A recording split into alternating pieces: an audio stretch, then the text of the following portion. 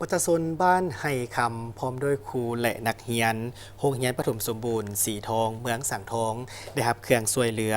มีเครื่องอุปโภคบริโภคอุปกรณ์การเรียนจากบริษัทยาสูบหงทาโชคดีจำกัดหงทาโชคดีล้าวจีนจำกัดรวมมูลค่า30 กว่าล้านกีบ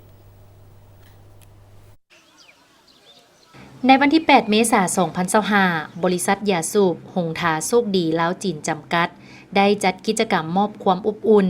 ซึ่งได้นำเอาเครื่องอุปโภคบริโภคและอุปกรณ์การเรียนให้แก่ประชาชนบ้านไฮเหนือและน้องนักเรียนโรงเรียนปฐมสมบูรณ์สีทองเมืองสังทองนครหลวงเวียงจันทน์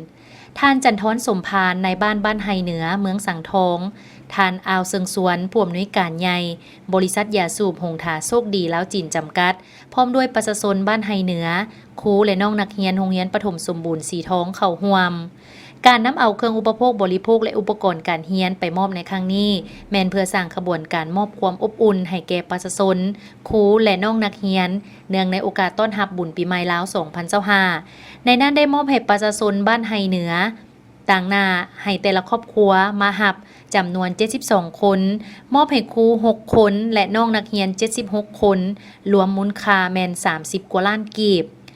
บริษัทยาสูบหงทาโชคดีล้าวจีนจำกัดได้จัดกิจกรรมมอบความอบอุ่นนี้ขึ้นมาแต่ปี 2020 ได้จัดทุกๆปีละ100บ้านอยู่ตามบรรดาแขวงต่างๆในปี 2025 นี้มีแผนจะจัดกิจกรรมมอบความอบอุ่นดังกล่าวเติมอีก200บ้านในทั่วประเทศบริษัทของพวกเฮาเนี่ยก็ตั้งอยู่แผ่นดินลาวมาหลายปีแล้วปีนี้ก็ใกล้สิฮอดปีใหม่ลาวเฮาเลยจัดกิจกรรมมอบความอบอุ่นให้ประชาชนลาว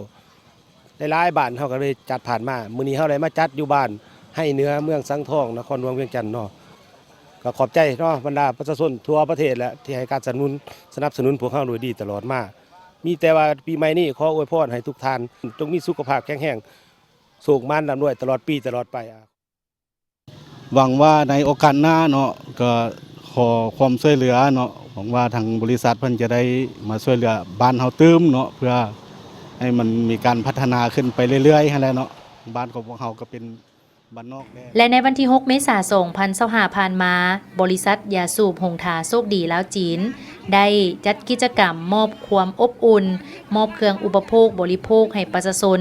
และก็เครื่องอุปกรณ์การเรียนให้น้องนักเรียนบ้านนาเถเมืองไซธานีนครหลวงเวียงจันทน์รวมมูลค่า30 กว่าล้านกีบ